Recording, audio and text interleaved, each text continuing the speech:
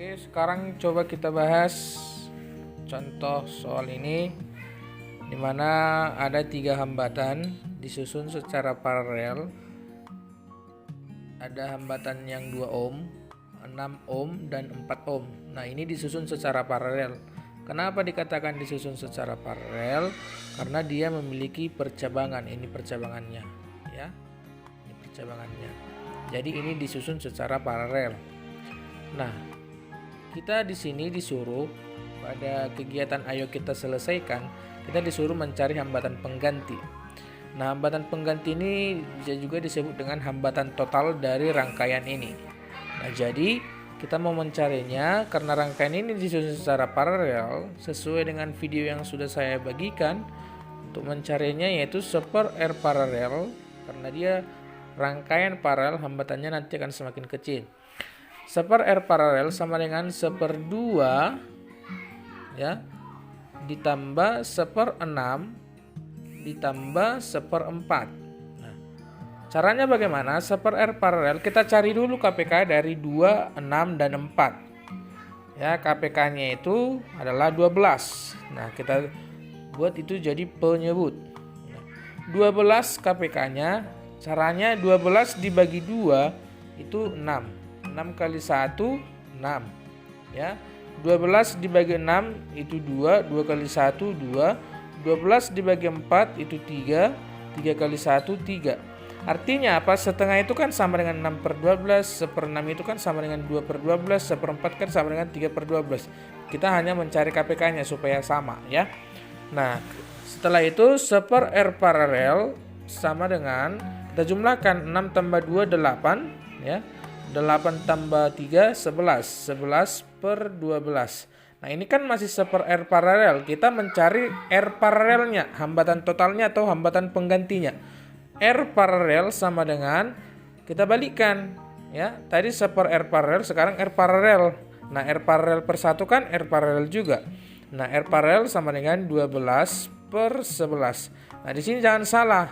Di sini sering ada terjadi kesalahan untuk mencari hambatan pengganti pada rangkaian paralel. Nah, jadi hasilnya sama dengan 12 per 11 ohm. Ini untuk A. Nah, bagaimana jika ketiga rangkaian ini disusun secara seri?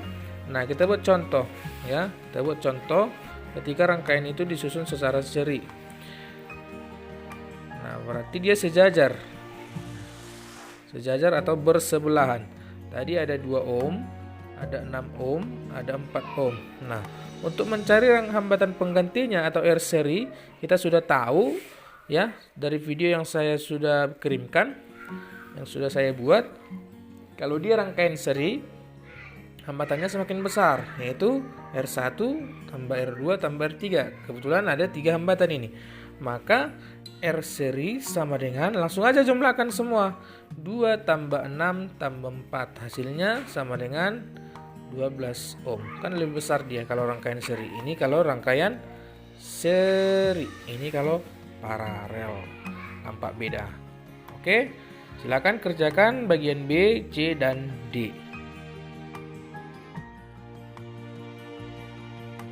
Oke, untuk contoh C ini perhatikan, kerjakan dulu. Ini sama nanti caranya dengan D, ya. Kerjakan dulu mana